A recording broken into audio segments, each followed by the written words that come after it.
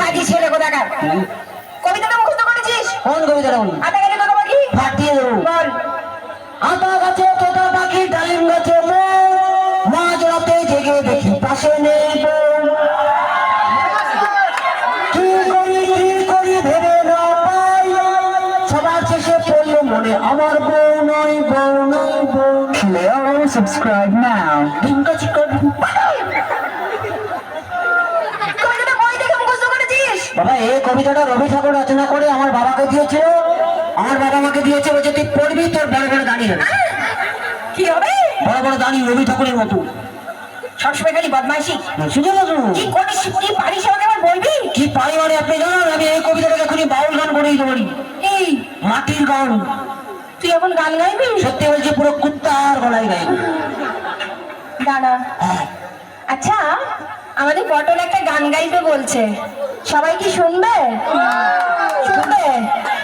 বলছি শোন হ্যাঁ ভালো করে, হ্যাঁ। কারণ আমার মান সম্মানের ব্যাপার। মান সম্মান নিয়ে কোনো চাপ নেবেন না, তবে প্যান্ডেলের পাশে ঝুলিয়েই ছাড়বো, কোনো চাপ নেই। জানান আরেকবার চার্জ নিয়ে দিতে। আচ্ছা পটল হ্যাঁ এটা কি চার্জ? এটা কুত্তা চার্জ। ওরে আতা গাছে তোতা পাখি, ওরে আতা গাছে তোতা পাখি, ওরে ডালিম গাছে তেজে মাঝরাতে জেগে দেখি পাশে নেই বউ। মাঝরাতে জেগে দেখি পাশে নেই বউ। আতা গাছে তোতা পাখি, আতা গাছে তোতা পাখি, ডালিম গাছে তেজে মাঝরাতে জেগে দেখি পাশে নেই বউ।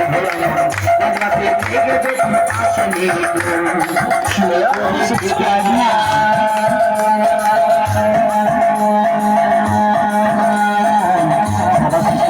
মনে আমার তো আমার তো আতা গাছে তোতা পাখি, আতা গাছে তোতা পাখি, ডালিম গাছে তেজে মাঝরাতে জেগে দেখি পাশে নেই, মাঝরাতে জেগে দেখি পাশে নেই, মাঝরাতে জেগে দেখি পাশে নেই, মাঝরাতে জেগে দেখি পাশে নেই।